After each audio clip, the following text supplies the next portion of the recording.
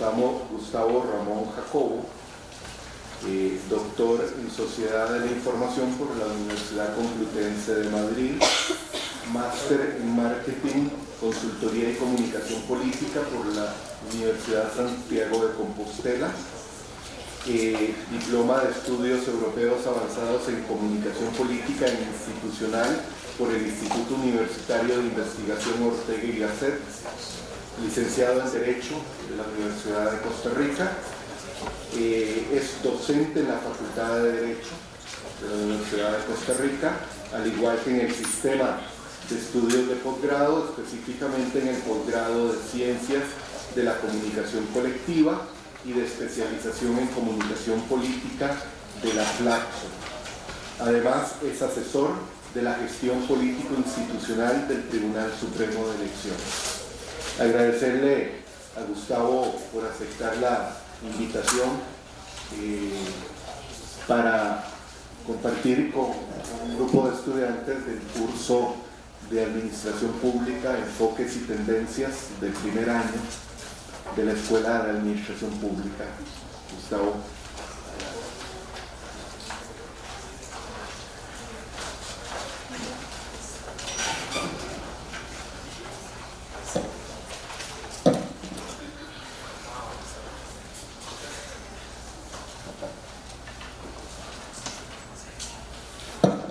Hola, buenas tardes. Quiero agradecerle, por supuesto, a don Carlos, a don Rodrigo, a don Mayela, a todos los profesores por invitarme a compartir con... Y a Joana. Sí. Pero especialmente a don Carlos, que es artista.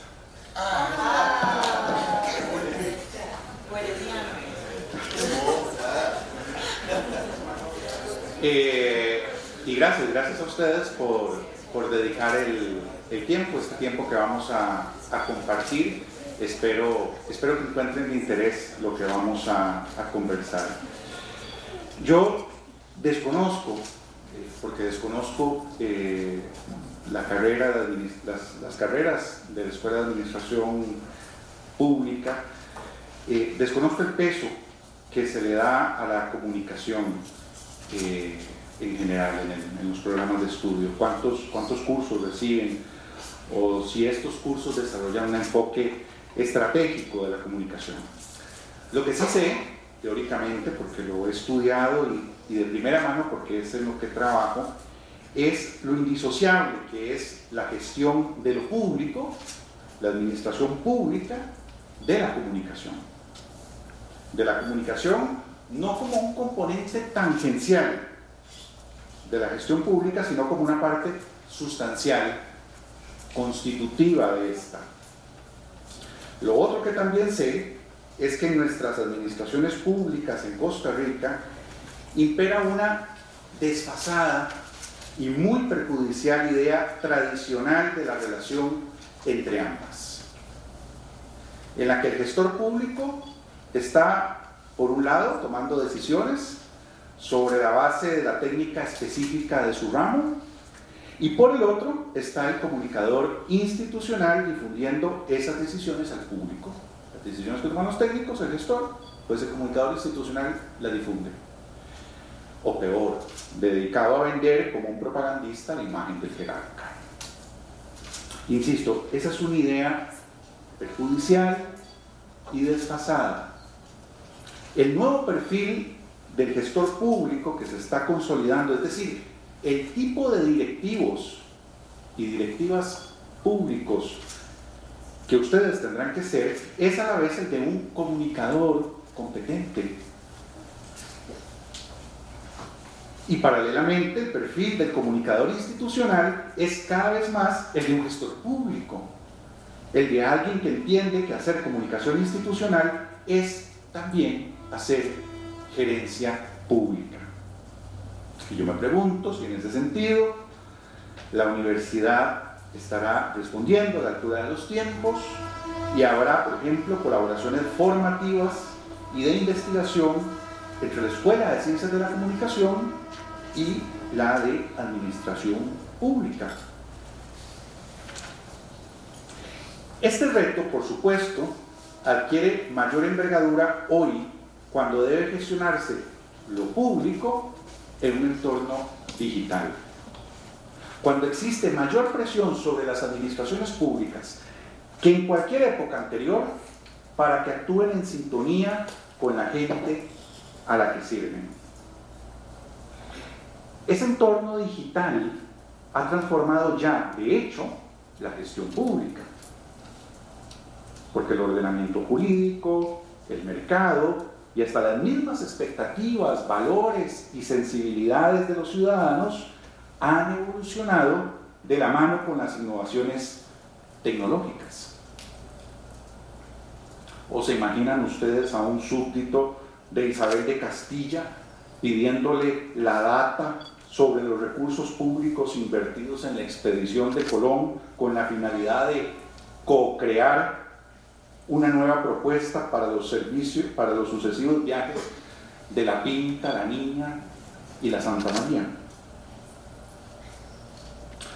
Ojo que esto trasciende por mucho lo tecnológico. Aunque las coronas de Castilla y Aragón hubieran tenido los Excel con toda esa información, nadie se las habría exigido. Como hoy, los ciudadanos de cualquier democracia se le exigen a sus instituciones públicas. Porque a este respecto, no importan solo las realidades fácticas de la tecnología o de los sistemas jurídicos, sino también las expectativas, los valores y sensibilidades de los ciudadanos. Y ello está estrechamente relacionado con una especie de nueva doxa sobre la administración pública que, pienso yo, es esa nueva doxa heredera tardía del ciberoptimismo de finales del siglo XX. Vamos a ver si me explico.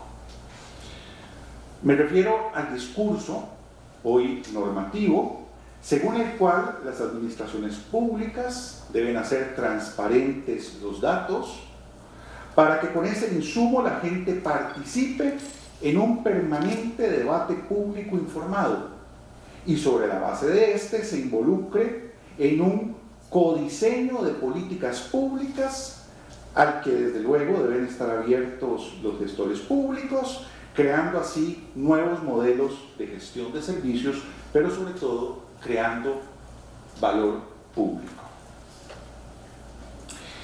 Miren, yo no voy a ser tan insensato como para venir aquí a hablarles en contra de la transparencia, aunque no crea que exista, de la co-creación o del Estado abierto.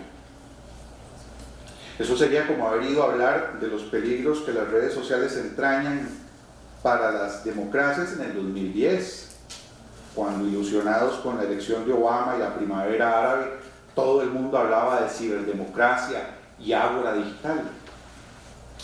No voy a objetar las bondades del Estado abierto, la transparencia y todo lo demás, pero sí quiero advertir, como adelanté hace unos minutos, que ese discurso que ha acompañado todas esas transformaciones, muchas de las cuales han tenido efectos muy positivos, ese discurso es heredero tardío del ciberoptimismo de finales del siglo XX, que vio en las tecnologías de la información y las comunicaciones la salvación de la democracia. ¿Qué digo la salvación? Su superación. La superación de los arcaicos ritos electorales y de la frustrante representación política por un sistema de democracia directa a lo ateniense, en el que todos, desde la comodidad de nuestros hogares y con solo un clic, equipados con la mayor y mejor información y tras un proceso de reflexión racional y diálogo ilustrado, decidiríamos sobre todos los asuntos comunes. Dice la profesora que no. Pero que nos han vendido el cuento, nos lo han vendido. ¿Cómo pasamos de ese optimismo a Black Mirror?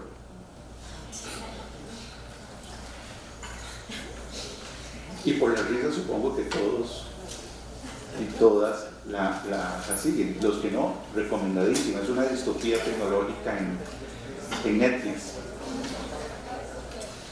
Hay en todo esto un puntito de ingenuidad, de candidez, como la que se le criticó a Habermas respecto de su teoría sobre la esfera pública burguesa. Preciosa la teoría, salvo por el pequeño detalle de que las cosas son bastante más complicadas y oscuras. Y así como Habermas no consideró importantes elementos en su ecuación, los discursos ciberoptimistas de ciberdemocracia, o más modestamente, Estado abierto, parecieran haber obviado, parecieran haber pasado por alto un problema mayúsculo que amenaza con dar al traste con todo su edificio teórico. Y me refiero al fenómeno de la posverdad.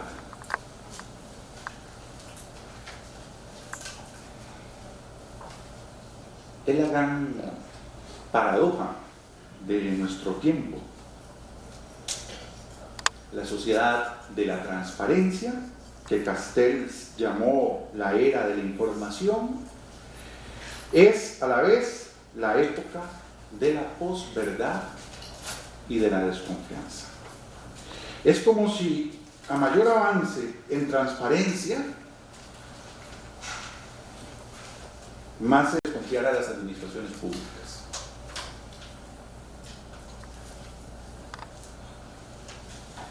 ¿Cómo es posible que se extiendan las sombras de la posverdad y la desconfianza en la era de la información y la transparencia?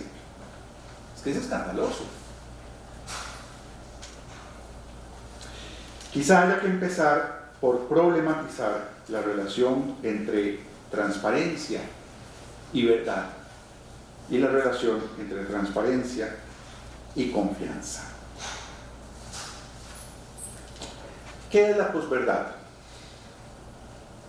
Hace 3 meses escribí un artículo en La Nación que motivó a que me invitaran a compartir con ustedes esta noche y que con algunos comentarios al margen me voy a permitir compartirles. Compartirles este artículo como un asterisco, como un factor del tamaño de un iceberg a tomar en cuenta cuando hablamos de Estado abierto y cuando hablamos de comunicación de la administración pública. El año 2016, el Oxford Dictionaries declaró posverdad palabra del año. Tomada como adjetivo, la definió como circunstancias en las que los hechos objetivos influyen menos en moldear la opinión pública que las apelaciones a la emoción y la creencia personal. Es un inglés. En español, la Real Academia de la Lengua Española la definió como sustantivo, como distorsión deliberada de una realidad que manipula creencias y emociones con el fin de influir en la opinión pública y en actitudes sociales. Yo escribí el artículo porque no me satisfacen esas conceptualizaciones. No hablamos, por hablar de la definición del diccionario de Oxford, no hablamos de circunstancias, sino de un fenómeno de época. Y contraponer hechos objetivos a emociones y creencias personales es, perdonen ustedes, una tontería a la luz de la neurociencia cognitiva. Y por criticar la definición de la Real Academia Española, tampoco se reduce la posverdad a la acción de manipular, cosa que hemos hecho siempre los seres humanos. Siempre. Planteo que estamos, cuando hablamos de posverdad, que estamos frente a algo nuevo, ante un fenómeno con una dimensión psicológica y otra política, resultante, como si fuera un cambio climático cultural, de la acumulación de gases en nuestra atmósfera social. Ninguno de esos gases es tóxico por sí mismo, pero lo que sí es tóxico es su mezcla. La mezcla de esos gases en nuestra atmósfera social es lo tóxico y es lo que propongo que entendamos por posverdad, y es lo que entiendo que sí es novedoso. Y permítanme a continuación describir sucintamente esos elementos, esos gases cuya mezcla generan el fenómeno de la posverdad. Un primer elemento es el elemento antropológico.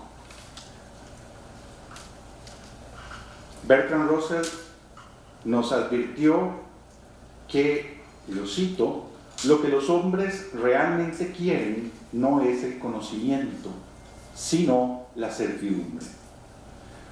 No el caos y la muerte, sino el sentido y la esperanza. Ya solo eso nos hace apreciar la mentira más de lo que creemos.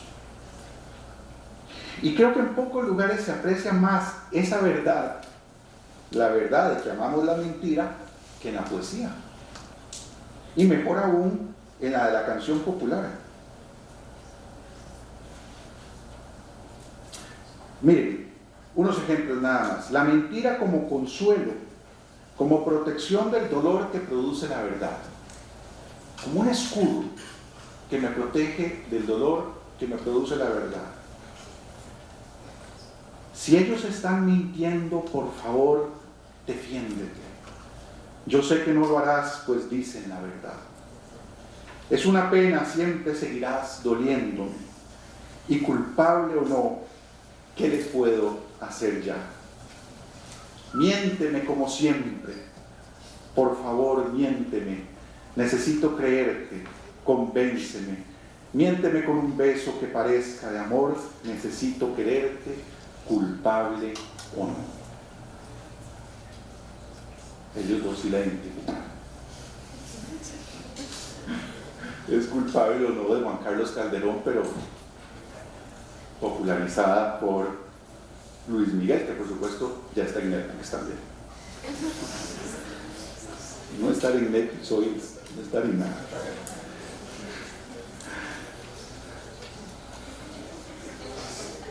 La mentira como razón de vivir, como una protección contra el sinsentido.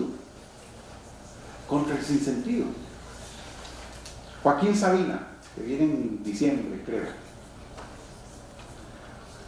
Más de 100 palabras, más de 100 motivos para no cortarse de un tajo las venas. Más de 100 pupilas donde vernos vivos. Más de 100 mentiras que valen la pena.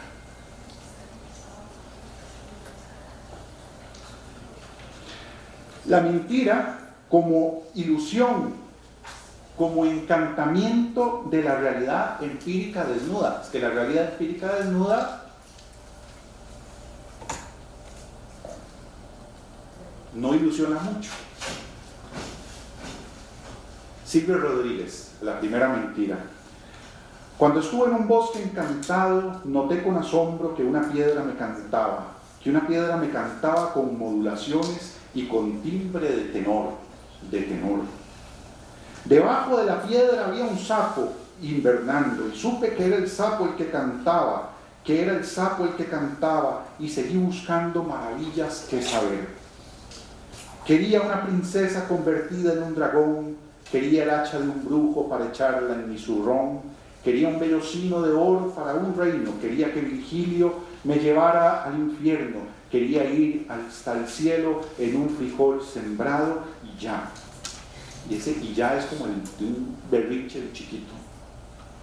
De lejos vi una fuente que brillaba y corría hacia ella, pues tenía aguas de oro. Era inconfundible aquel color como miel.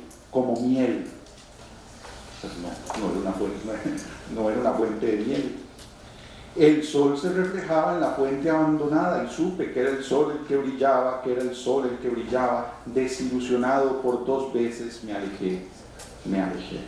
Quería una princesa convertida. Después de 1000 fracasos como estos, me sentí muy tonto. Me habían engañado. y me fui a buscar al primer hombre que mintió. Ese es mi pánico cuando mi hija Bele, que tiene 4 años, sepa que lo de Santa Claus.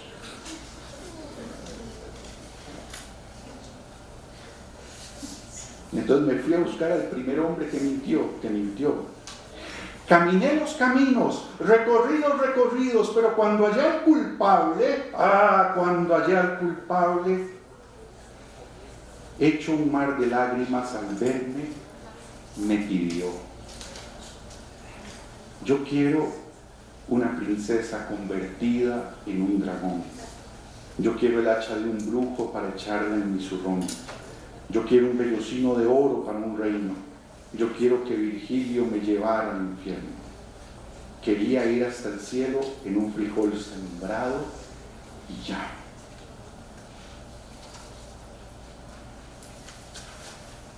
La mentira vive en nuestras mentes como una interfaz entre la realidad y lo que de ella percibimos, zancadillando nuestra mente, por ejemplo, con sesgos confirmatorios. Pero también hacemos zancadillas con ella. Compartimos los seres humanos la capacidad de engañar con muchas otras especies. Porque sí, los animales mienten también. Con muchas otras especies que, como nosotros, desarrollaron esta habilidad. ¿Para qué creen ustedes que la desarrollaron los animales y nosotros también? La habilidad de mentir.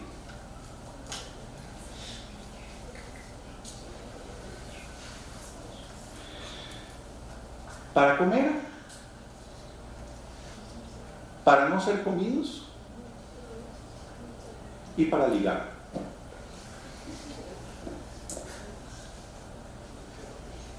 Pero ni el más hábil de nuestros familiares, los animales, los Cercopithecus, que son los más hábiles de todos los animales para mentir, aprendieron a desarrollar un grito, un aullido, cuando se acerca un depredador. Y entonces hay uno del grupo que, cuando ve un depredador, grita o hace ese aullido, y entonces salen corriendo todos y se esconden. Bueno, pues estos amiguitos, estos monitos, si me oyen solo, como me pega por decirles monitos, pero bueno, estos Cercopithecus, cuando ven que otro macho rival se acerca a su territorio o quiere disputar algún bien preciado, aunque no haya ningún depredador cerca, aprendieron a hacer el mismo aullido para que salga corriendo.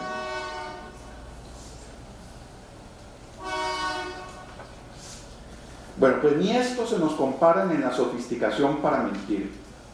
Y no se nos comparan sobre todo en la capacidad que tenemos para detectar mentiras.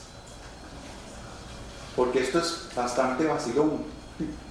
El Cercopithecus desarrolló la capacidad para engañar al rival, pero no desarrolló la capacidad para identificar cuando lo están engañando a él. Entonces, si el rival hace el mismo aullido, él también se va. Nosotros no. Nosotros, los seres humanos, desarrollamos la capacidad para engañar e inmediatamente la capacidad para detectar mentiras. Y cada vez desarrollamos más capacidad, más sofisticada, más hábil para mentir, y luego otra más sofisticada para detectar mentiras. Eso es como una especie de carrera armamentística.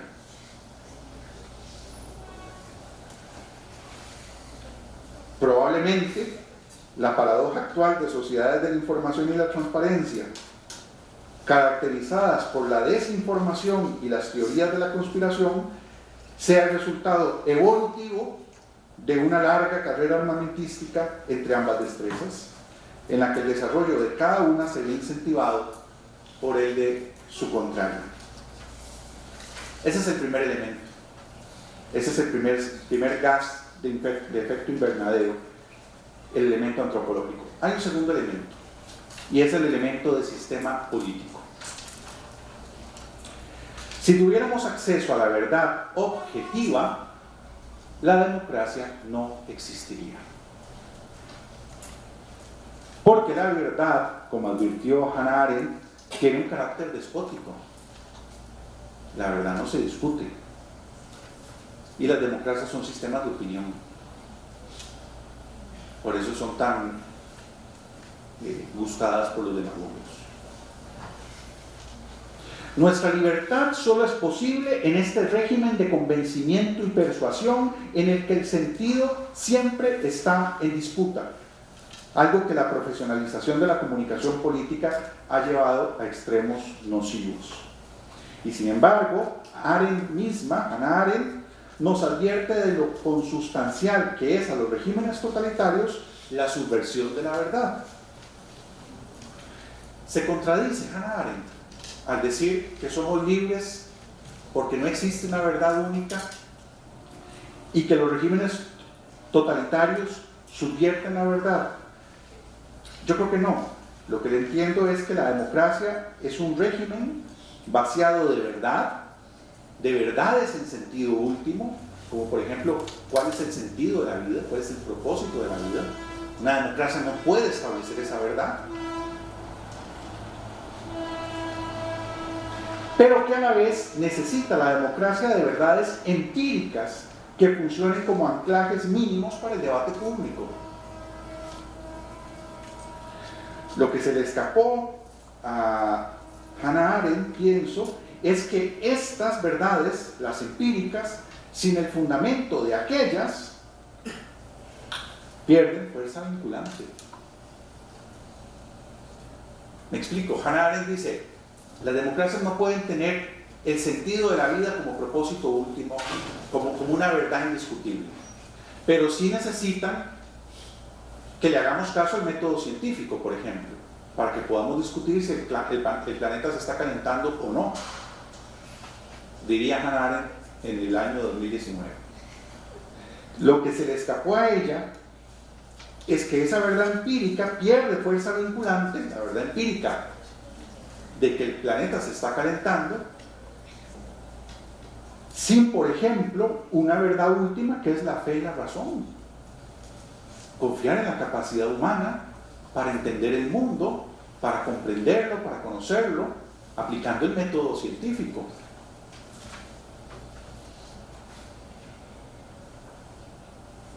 Aún así, la posverdad como fenómeno entraña más que el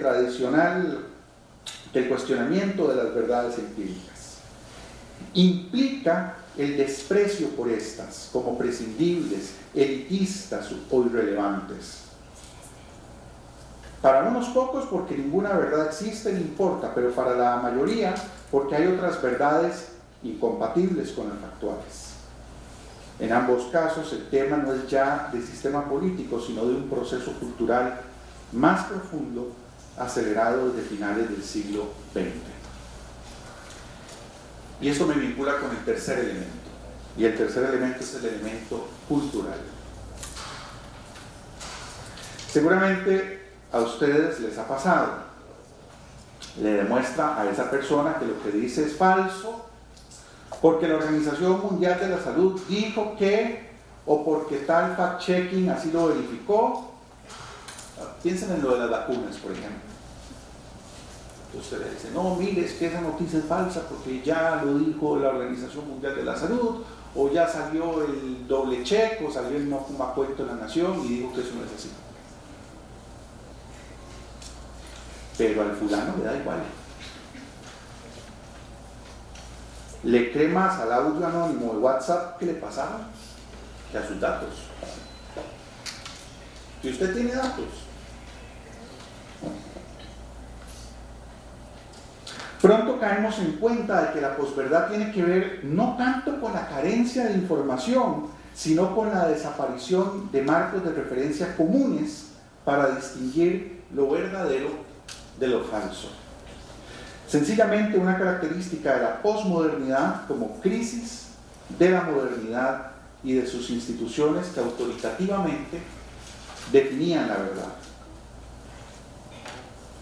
Por eso, aunque hablamos de posverdad, como si la verdad ya no fuera relevante, los enfrentamientos entre nosotros usualmente giran en torno a verdades frenéticamente creídas como tales. No desaparece la verdad, se fragmenta. Cada comunidad epistémica opone sus criterios de verosimilitud a los hegemónicos desde la Ilustración, con el consiguiente rechazo a las, hasta hace poco, voces autorizadas. Había unas instituciones que eran respecto de la ciencia, los científicos, las universidades, respecto de la política, los partidos políticos, respecto de la religión, la iglesia oficial, respecto de lo que pasaba en el mundo, la prensa de referencia. Había unas instituciones que definían qué era verdad. Mentían, a veces, pero definían que era verdad.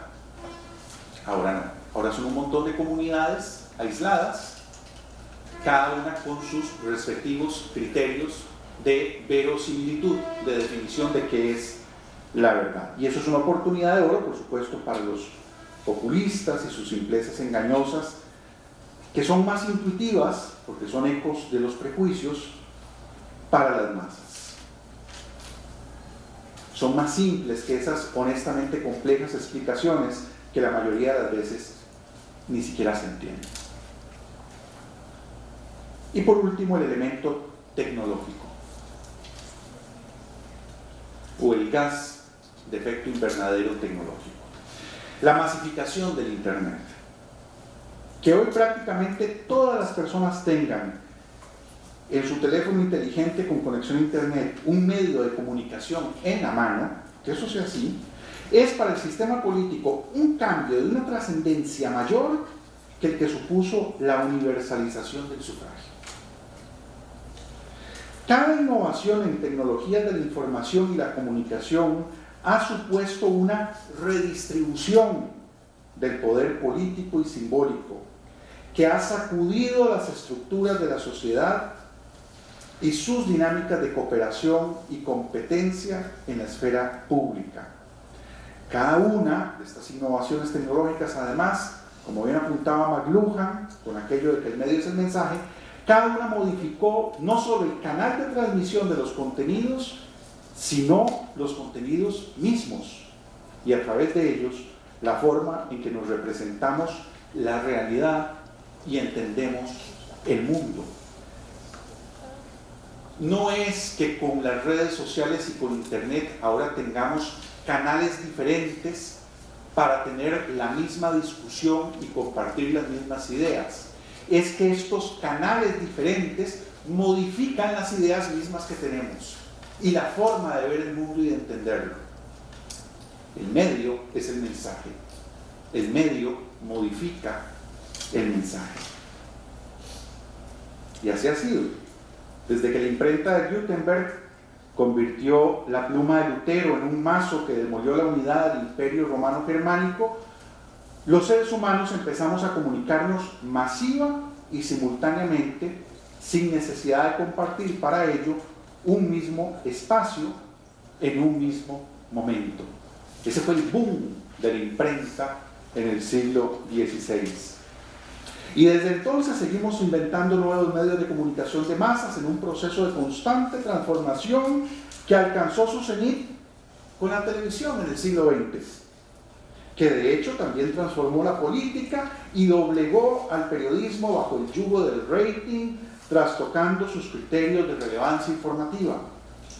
Pero con la masificación del Internet ocurrió algo completamente novedoso, y es la universalización no ya del consumo, sino de la producción de comunicaciones, que encima tienen un alcance potencialmente global. Más importante aún, la nueva tecnología ofreció el espejismo mayoritariamente creído real y en ese tanto parcialmente real en sus efectos, de satisfacer la demanda populista, antipolítica y antielitista de desintermediación, la consumación de lo que Ortega y Gasset llamó la rebelión de las masas. Yo ya no necesito noticieros que me expliquen lo que está pasando en el mundo, porque tengo acceso directo a la comunicación a través de mi teléfono. Yo ya no necesito políticos que me representen, porque yo expreso y represento mis opiniones y mis posiciones por mí mismo. Yo ya no necesito, en general, intermediarios, autoridades que me vengan a definir nada.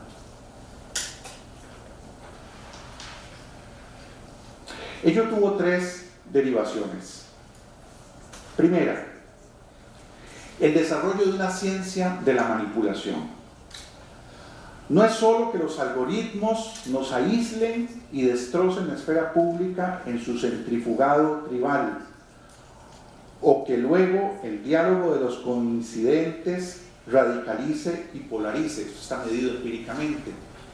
Usted pone un grupo de alajuelenses a hablar todos juntos de lo bien que le está yendo a la liga y a Carevic y toda la cosa, se terminan convenciendo sinceramente, francamente, de que van a ganar el 30.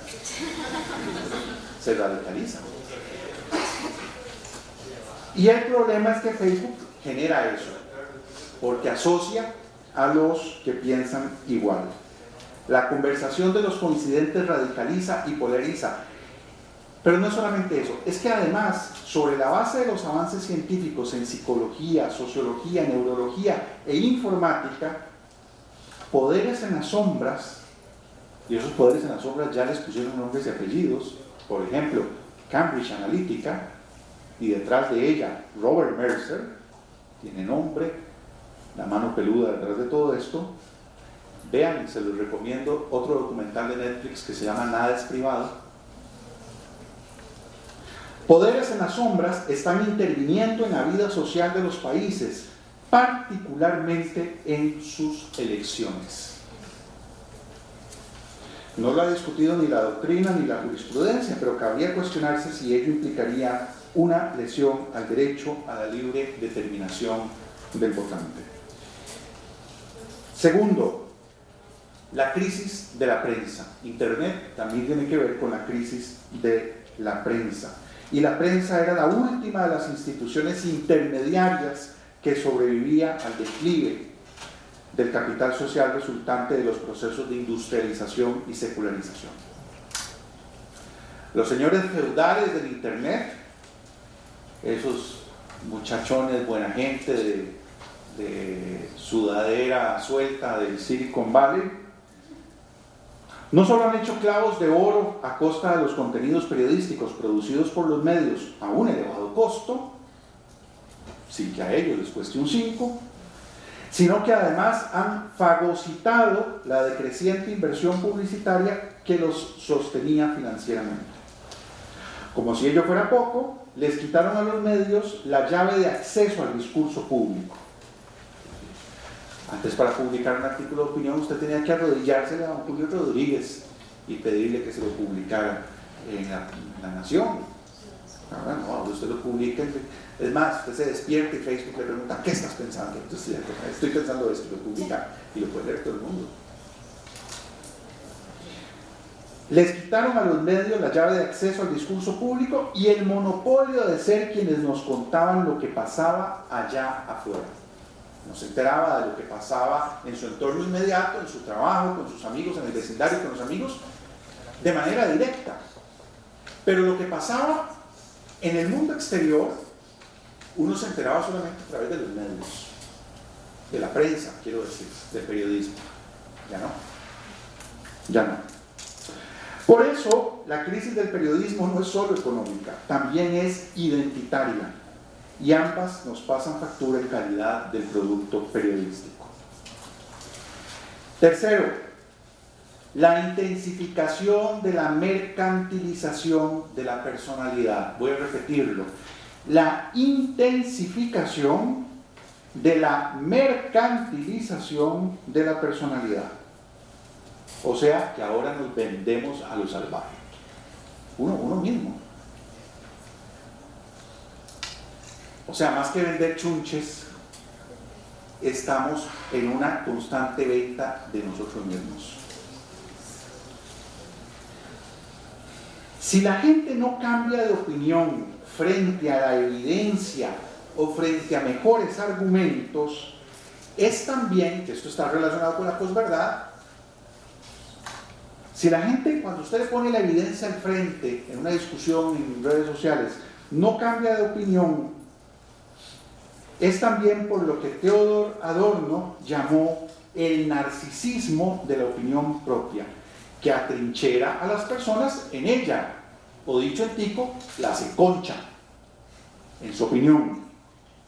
Convierte la opinión en una parte del yo, de modo que todo lo que parezca debilitarla se evidencia como una amenaza personal. O sea, en Facebook yo no estoy poniendo solamente mi opinión, estoy poniendo mi foto de perfil, la de mis perritos, la de mis hijos, la de mis vacaciones, soy yo. Y entonces si atacan mi opinión, es como si me estuvieran atacando a mí, y me pongo como me pongo. Y me es más difícil reconocer que metí la pata, aunque me presenten evidencia, porque sería tanto, casi como reconocer que soy un manipulado, un tonto, un desinformado o algo así.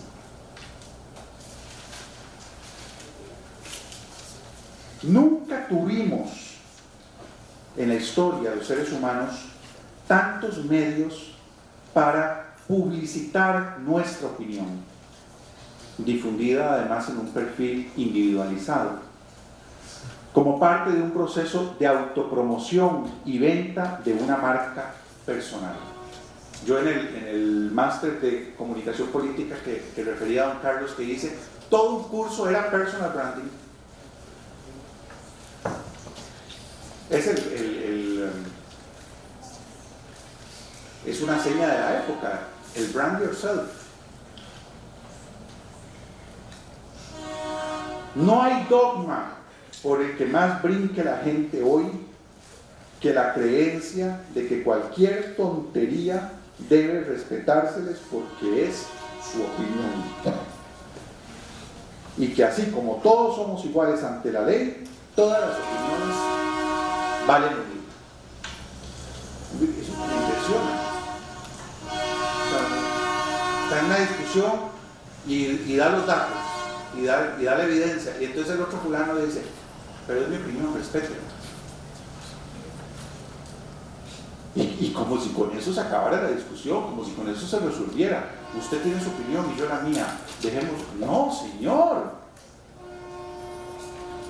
usted tiene derecho a su opinión, pero no tiene derecho a unos hechos alternativos.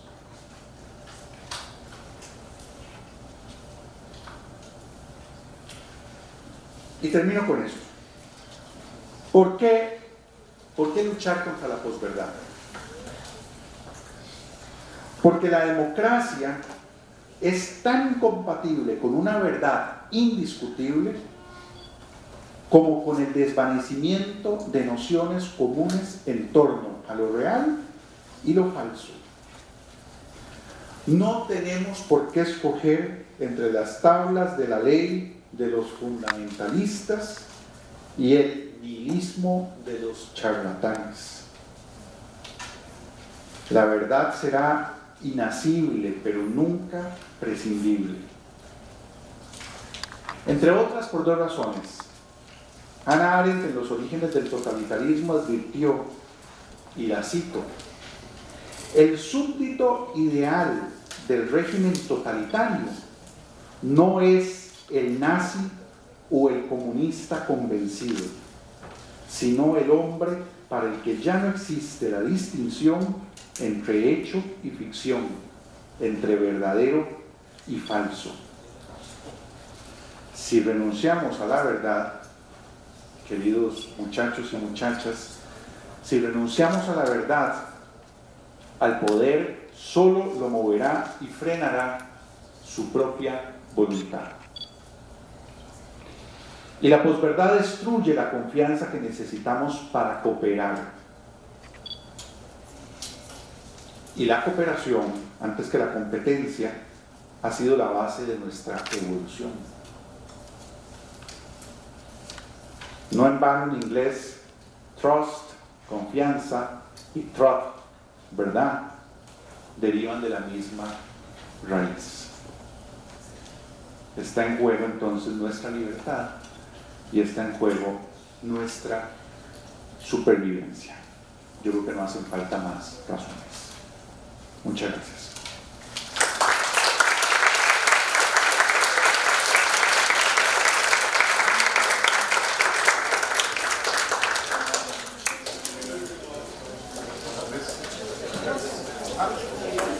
¿Alguien con alguna pregunta, algún comentario?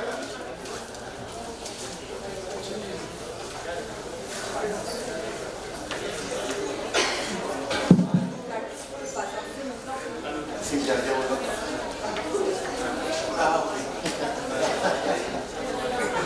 No, yo voy a pedirle a don Gustavo que nos haga una ampliación de algunos conceptos para efectos de aclaración.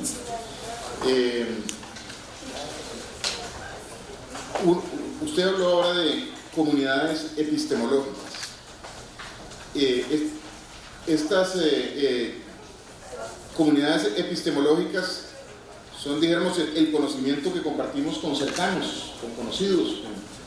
En la pasada campaña electoral de los Estados Unidos empezaron a inventar, dijéramos, que doña Hillary Clinton dirigía una red de pedófilos desde una pizzería en Washington D.C., desde el sótano de una pizzería en Washington D.C. Y una persona fue armado y pidió que le mostraran el sótano, porque él pensaba descubrir niños encarcelados ahí ofrecidos, digamos, para un mercado de pedófilos. Y la pizzería no tenía sótano. Entonces, miren, no le podemos mostrar el sótano porque esta pizzería no tiene sótano. Y entonces la propaganda, los que han inventado el cuento de la pizzería y del sótano, dijeron que para despistar, doña Hillary había pagado a un actor para hacer toda la significación de que se había llegado con un arma ahí a exigir que lo mostraran. Y entonces, un poco para decir que hay mensajes ahora personalizados, nos ven el perfil en Facebook y ven que nos gusta la protección del ambiente, o que creemos en el cambio climático, o que nos gustan los animales, y entonces en las campañas políticas nos dirigen mensajes. Si un candidato que no quiera o que quieran denigrar lo ponen ahí maltratando a un perrito, entonces los que somos sensibles a las mascotas y a los perritos, ¿verdad?, decimos, bueno, es un monstruo, por eso no hay que votar. Entonces yo quisiera, don Gustavo, que nos ampliara esa idea, ese concepto de las comunidades epistemológicas. Claro. Creo que este es sí, vamos a ver, tiene que ver, les mencionaba, con el hecho de que en la modernidad había unas instituciones que fijaban esas verdades para toda la sociedad. Es más, la agenda de discusión de los temas nos las ordenaba el periódico. La gente compraba el periódico y tenía una gran relevancia, y los asesores de comunicación peleaban mucho por ello, por cuál noticia venía en portada, cuáles eran las primeras las noticias de las primeras páginas. Era más importante la página derecha que la izquierda, las partes superiores de las páginas que las partes inferiores. Era un mundo ordenado en cuanto a lo que ocurría y a la relevancia de lo que ocurría. Eso ya no es así. Y la gente ahora, ¿cómo entonces ordena el mundo? A partir de autoridades o de criterios de verdad más específicos. Y pueden ser distintos tipos de autoridades, pueden ser desde influenciadores en internet hasta líderes religiosos o líderes políticos. Pueden ser diferentes autoridades que además validan la información según distintos criterios. Por ejemplo, un votante del sur de los Estados Unidos, de cuello azul, votante por Trump, puede ser que le resulte, para determinar si algo es verdad o es mentira, le resulte, su criterio para determinarlo sea muy distinto al de alguno o alguna de ustedes. Ustedes leen una revista prestigiosa de la Universidad de Harvard o de Stanford o de Yale, una revista científica, y ustedes dicen, si dice esto, esta revista que tuvo este mecanismo de validación debe ser cierto. Bueno, para esa persona probablemente el hecho de que lo diga esa revista es una evidencia de que es falso, porque eso lo dicen las élites. Pero en cambio, si la que lo dice es un presentador de Fox News, es verdad. Porque aquí, con esto cierro, la asignación de veracidad a los contenidos está íntimamente vinculada a la confianza de la fuente. Por eso es que esos audios de WhatsApp de mi grupo me los creo a ciegas y los comparto y los viralizo porque me los pasó alguien de confianza. Y lo creo. Y las campañas políticas ya están optando por eso. Ya no están haciendo inversiones multimillonarias en anuncios de televisión para llegarle masivamente a todo el mundo. Están identificando esos nodos, esos núcleos de líderes de pequeñas comunidades para llegar a través de ellos a sus potenciales votantes. Y esto es lo más triste de todo, que creyéndonos más libres que nunca, podríamos estar en una situación de menor libertad que en el pasado. Sí, como impresión de eso, me parece recordar que en la campaña de los Estados Unidos, que fue el gran laboratorio, que hubo otras campañas, me llamó mucho la atención cuando usted publicó o sugirió ver la serie de Netflix, ¿cómo es que se llama? Nada es privado. Nada es privado, en donde el grupo de Cambridge Analytica había inducido a la apatía en Trinidad y Tobago a la mayoría de votantes afrodescendientes para permitirle ganar a una minoría de votantes de origen indio, de la India, ¿verdad? Que hay una colonia grande. Y efectivamente lograron eso, desincentivaron a los afrocaribeños y lograron el triunfo a través de eso.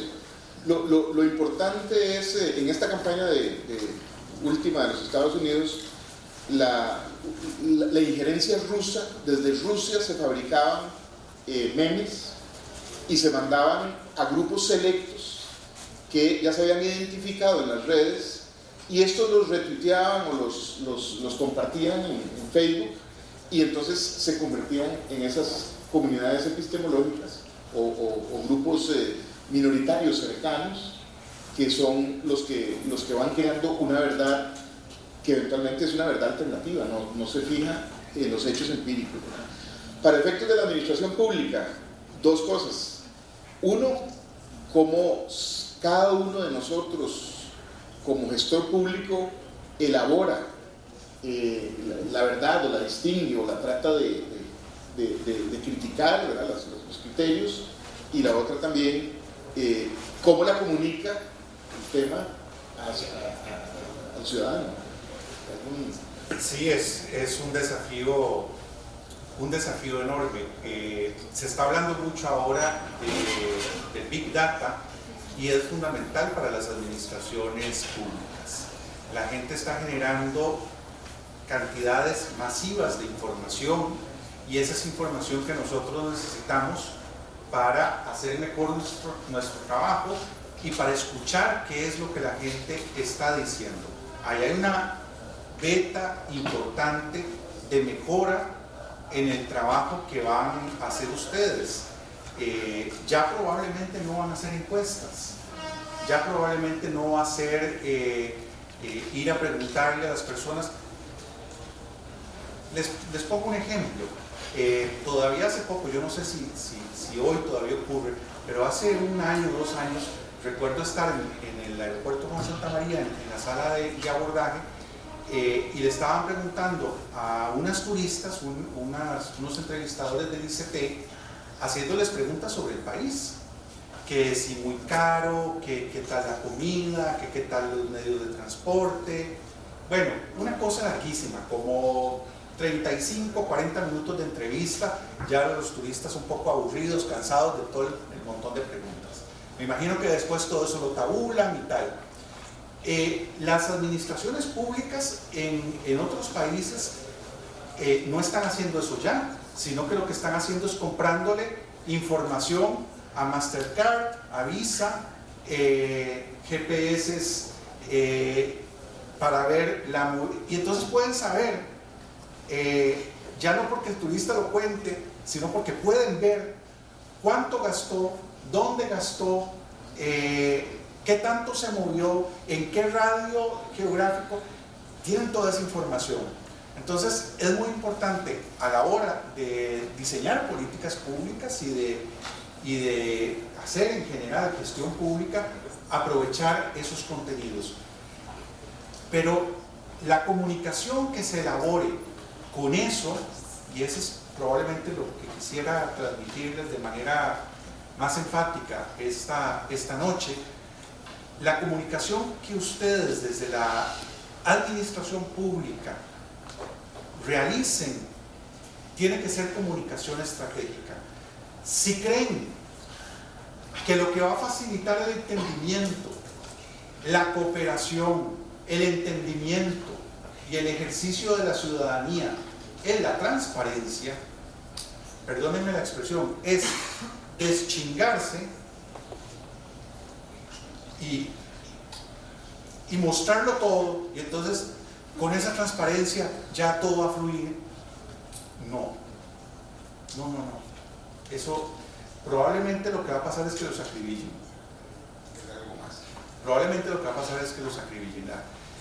La gestión de una comunicación institucional, que tiene que ser una comunicación estratégica, es fundamental, no para engañar a la gente, sino para cumplir esos ideales de cogestión con la ciudadanía y de involucramiento con la ciudadanía, porque hay que partir de la realidad de que hay factores distorsionantes y agentes distorsionantes empeñados en mentir, en falsear los hechos, en generar crispación y en generar polarización.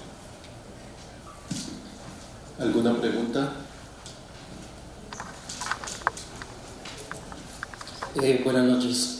Tal vez como consulta, siendo uno gestor de la administración pública, ¿cómo hace o qué se podría hacer a la hora de enfrentarse a una situación más allá de donde se ve la información o donde algún influyente esté dando su opinión, cuando se da a prestar una broma para que esta broma se transforme en una verdad? Y eso se ha visto en los últimos años. El hecho de que estamos en una era donde un meme nace de una verdad y de esta verdad nace una mentira y esta mentira se vuelve otra verdad.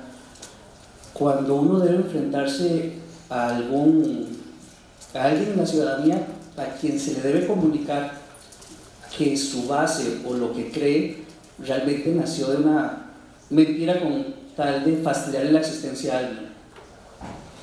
No hay recetas generales, porque la comunicación, bastante menos que una ciencia, es un arte que se alimenta de ciencia, se alimenta de investigación, se alimenta de conocimiento acumulado, pero sigue siendo un arte. Y no hay recetas porque cada situación es muy particular. Aquí hablo desde la experiencia propia en el Tribunal Supremo de Elecciones, que nos pasa no de vez en cuando, nos pasa todos los días. ¿Qué es lo que hay que hacer? Lo que hay que hacer primero es monitorear ese meme para determinar cuál es el impacto real que está teniendo y determinar en consecuencia de ese impacto cuál debe ser la forma de atenderlo. Puede ser que aquello se quede en 20, 30 me gusta o 30 compartidos, y entonces una reacción de su parte lo que puede generar es darle mayor entidad e incluso credibilidad, porque va a haber públicos que su respuesta institucional les confirme lo que está diciendo ese meme falso. Ah, si reaccionaron, si brincaron es porque es verdad. Y entonces puede haber ocasiones en las que el silencio sea lo mejor para dejarlo ahí. Puede haber otras ocasiones en las que sea adecuado hacer una respuesta inmediata. Puede haber otras situaciones en las que esa respuesta no deba provenir de la propia administración, pero aquí son muy importantes las relaciones públicas y que usted tenga contactos con los amigos de Doble Check, con los amigos de No Coma Cuento de la Nación, etcétera, y usted les pueda decir: mira, este contenido es falso por esto y esto, aquí tenés toda la documentación, creo que sería bueno que se aclare. Y entonces ya no sos vos el que está saliendo a desmentir, sino que es un tercero el que lo está haciendo. O podés hacerlo con líderes de opinión. Es decir, la cantidad de variables son muchísimas. Es como una caja de herramientas. ¿Cuál va a ser la adecuada en cada momento? Va a depender de las características del desafío que se te presente. Pero por eso es necesario asumir esto con responsabilidad y con seriedad. Y vuelvo a poner el ejemplo del tribunal. Nosotros empezamos a desarrollar comunicación estratégica después de las elecciones. Ustedes, la mayoría, seguramente no lo recordarán porque son muy jóvenes, pero de las elecciones del 2006 y luego del referéndum del 2007. Se hizo una consultoría con Flaxo, por cierto, a cargo de don Carlos Ojo, que en paz descanse, y fue, en síntesis, un mensaje muy claro. Ustedes, Tribunal Supremo de Elecciones, han vivido una luna de miel con la sociedad costarricense durante 50 años, pero eso se acabó. Y como se acabó, ya no basta decir, como han dicho hasta el momento, que las resoluciones del tribunal, las decisiones del tribunal se explican por sí mismas.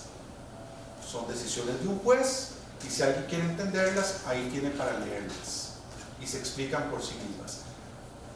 No basta. No basta hacer las cosas bien, porque usted puede hacer las cosas muy bien y la percepción puede ser que las está haciendo muy mal. Y en esta sociedad pesa muchísimo más la percepción de la realidad que la realidad misma. Entonces usted no puede decir: yo me encargo de hacer las cosas bien y allá que piensen lo que quieren. Eso es irresponsable. Usted tiene que hacerse cargo de hacerlo bien y tiene que hacerse cargo de cómo lo van a percibir. Es decir, tiene que hacerse cargo de comunicarlo y además de medir esa comunicación para ver qué tan efectiva está siendo. Más en el caso de instituciones como el Tribunal Supremo de Elecciones, que para nosotros vendemos confianza. Es decir, tal vez para el AIA es importante solamente que usted abra la llave y que le salga el agua, o para el ICE que usted, o la Compañía Nacional de Fuerza y Luz, que usted prenda el interruptor y se le prenda la luz y le están dando el servicio. Pero nosotros tenemos además que dotar de legitimidad al sistema. Creamos credibilidad, confianza, y por eso no podemos decir: no, a nosotros nos basta con hacer bien las elecciones y allá que la gente crea lo que crea. No, es responsabilidad nuestra también asegurarnos de que la gente entienda por qué estamos haciendo lo que estamos haciendo. Luego ya después, por supuesto, habrá diferentes valoraciones y siempre habrá gente que valore bien y gente que valore mal, pero usted tiene que cuidar las percepciones también.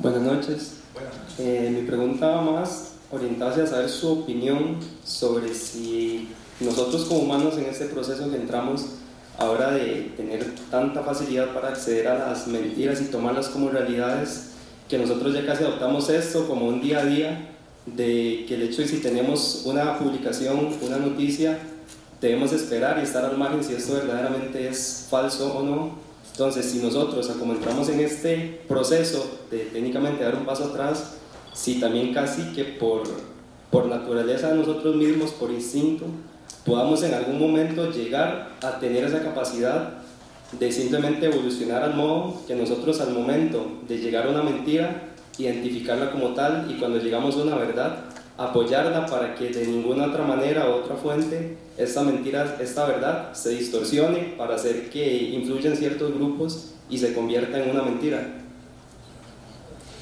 Vamos a ver, yo cuando les hablaba del caso del Cercopithecus y de nuestra evolución como especie, les decía que esa ha sido un poco la carrera armamentística que hemos vivido.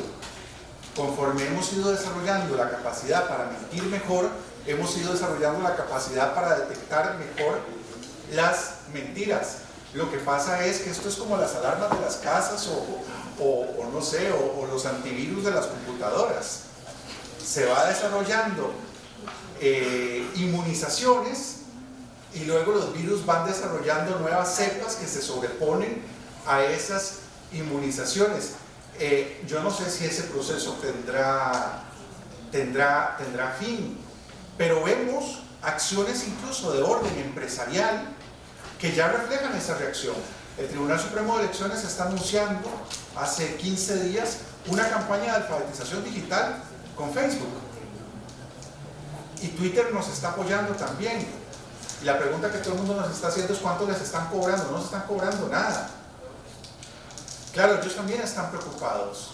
Ellos también tienen la necesidad de limpiar su marca después de la comparecencia de Mark Zuckerberg contra el Congreso de los Estados Unidos, y ellos también saben que no les conviene un entorno en el que las democracias sucumban. ¿Y qué están entonces haciendo? Desarrollando algoritmos para identificar de manera más precisa cuentas falsas, granjas de bots, para tratar de proteger la integridad de la conversación. Esto en el caso de Twitter, o en el caso de Facebook, desarrollar campañas de alfabetización digital para que la gente se comporte como gente y no como hooligans en Facebook, porque no les sirve que la gente se empiece a comportar como hooligans y que al final todo el mundo se harte y se termine saliendo de Facebook. Nosotros, ¿cuántas décadas utilizamos automóviles sin que nos diera el maní para ponernos un cinturón de seguridad? Primero desarrollamos la tecnología y tiempo después, de muchos muertos, desarrollamos el cinturón. Todavía recuerdo cuando aquí se puso y hubo quien fue a la sala constitucional para reclamar y decir que eso era una violación al derecho fundamental a no andar con cinturón y estamparse contra el parabrisas. Bueno, tal vez necesitamos algunas décadas de uso de estas nuevas tecnologías para aprender a desarrollar los cinturones de seguridad que necesitamos para utilizarlas de manera más segura y más responsable. ¿Algo más? Una última pregunta. No. Perdón.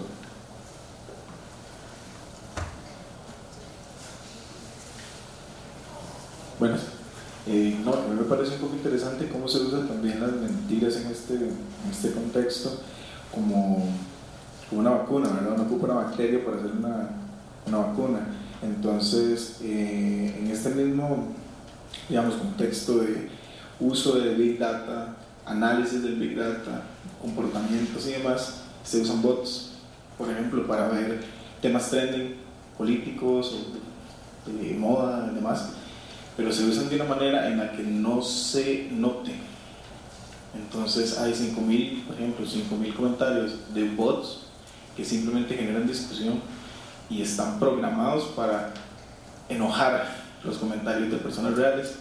Entonces empiezan a hacer discusión, termina siendo un top trending y la gente empieza a ver que es un tema político, que es un tema social y demás. Entonces genera discusión y entonces genera interés. Entonces quisiera, no sé, como que tal vez conocer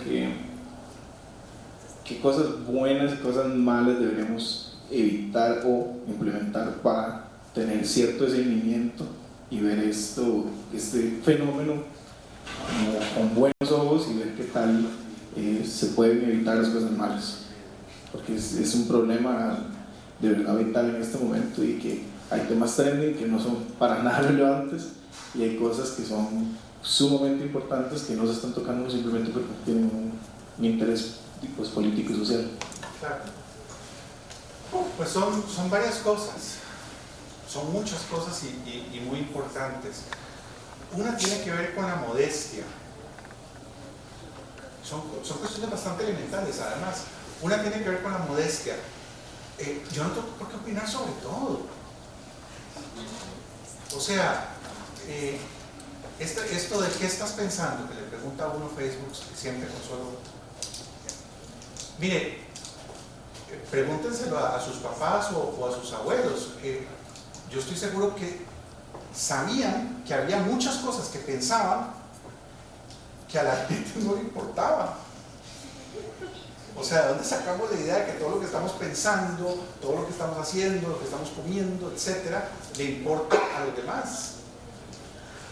Esto, por supuesto, tiene otros ribetes, tiene que ver con la soledad de nuestras sociedades, etcétera.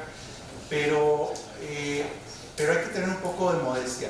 No tengo que expresar siempre lo que estoy pensando, no tengo que fijar posición sobre todos los temas de manera inmediata, y esto pasa a veces en ambientes universitarios también, en los que es muy importante identificarse como una persona progresista, y entonces es muy importante fijar una posición rápido de que estoy en primera línea sobre este tema. Caramba, fijar posiciones toma tiempo. Las personas necesitamos mucha información para terminar de comprender medianamente bien un fenómeno, un caso. O sea, es increíble, sale una noticia sobre una persona a la que condenaron a 20 años o a 30 años de prisión, y entonces que no le metieron nada, que le metieron mucho. ¿Usted qué sabe? ¿Usted qué sabe? O sea, sabrán los que vieron el expediente y los que vieron la prueba y los que sepan de eso. Son cosas muy complejas, y sin embargo ustedes se fijan y están el montón de comentarios. Decía Manuel Azaña, presidente de la República Española, justo antes de que estallara la terrible carnicería que fue la Guerra Civil Española, decía: si todos los españoles hablaran solamente de lo que saben, se generaría un gran silencio que podríamos aprovechar para aprender mucho. Modestia, cautela. Nosotros somos aquí responsables. O sea, cuando yo agarro una noticia y la comparto, tengo que saber que hay gente que confía en mí y que va a creer que como yo la estoy compartiendo es real. Ustedes, por ejemplo, son universitarios, y además universitarios de la Universidad de Costa Rica. Eso genera un aura de respeto en las familias, de prestigio entre los amigos, en el barrio.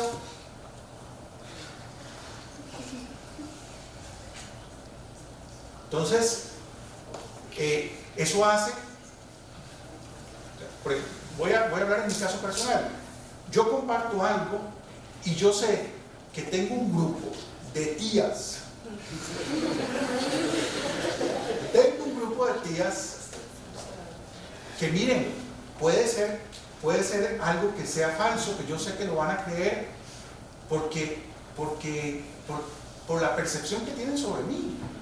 Entonces yo tengo una responsabilidad que no tuvimos nunca antes, porque antes era solamente el director de La Nación, el director de Telenoticias, el otro y el otro, los que asumían esa responsabilidad. Ahora no, ahora esa responsabilidad la tenemos todos. Entonces, si usted tiene dudas de si algo es real o no es real, no lo comparta. ¿Qué es la urgencia de compartirlo? Hay como un pica pica de periodista de estos de que da la primicia, de ser el primero que cuenta lo que pasó. Esperémonos a ver si es real o no. Entendamos que esto genera consecuencias. Y por último, el comportarse como ciudadano, con empatía, con respeto, con pensamiento crítico en redes sociales, va mucho más allá del tema de noticias falsas. Usted puede denigrar a una comunidad entera de personas, o usted puede hacer bullying, usted puede arrastrar a un adolescente al suicidio sin decir una sola mentira. Sin decir una sola mentira. Por eso, el comportarse como ciudadano, como gente, decía, en redes sociales, va mucho más allá del combate de la desinformación y de las noticias falsas. Tiene que ver con normas básicas de cordialidad y de cortesía. Y vean, esto es muy simpático, nos lo decía la gente de Facebook cuando nos visitó en el Tribunal Supremo de Elecciones para capacitarnos. Gente súper respetuosa, súper correcta, que en el trato personal jamás le diría, no una mala palabra, ni siquiera una frase, nada, jamás le dirían eso a otra persona. Frente a un teclado con un teléfono en la mano, se vuelven, claro, porque sienten que al frente no hay nadie, pero al frente sí hay alguien, y no es alguien una persona, son miles, y le pueden causar el mismo daño que si la tuvieran enfrente. Igual con el tema de la privacidad y del manejo de la seguridad de los datos. O sea, hay que tener conciencia de que lo que uno está publicando lo está poniendo a disposición del mundo entero. Todo esto es muy difícil que lo hayamos internalizado realmente en apenas que tenemos 9 años de estar utilizando redes sociales. 10. Es muy difícil que lo hayamos, y claro, estos han sido los años del uso loco. Yo esperaría que a diferencia de la distopía de Black Mirror, podamos desarrollar un poquito de cautela y de frenos en el futuro. Bien, agradecerte por la presentación, por aceptar la invitación, y un aplauso.